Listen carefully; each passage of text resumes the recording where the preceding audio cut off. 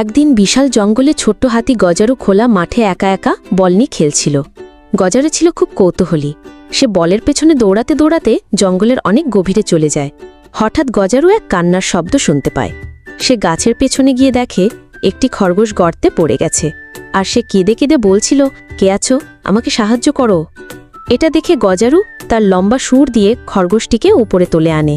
খরগোশটি উঠে দাঁড়িয়ে বলে, তুমি না এলে আমি হয়তো এখানে চিরকাল আটকে থাকতাম। আমার নাম টুকলি, আর আজ থেকে আমি তোমার সবচেয়ে ভালো বন্ধু। তারা একসাথে জঙ্গলের অন্য প্রান্তে ঘুরতে বের হয়। রাস্তার মাঝে তারা দেখে একটি ছোট বাঁদর কাঁদছে, কারণ তার কলা কেউ চুরি করে নিয়ে গেছে।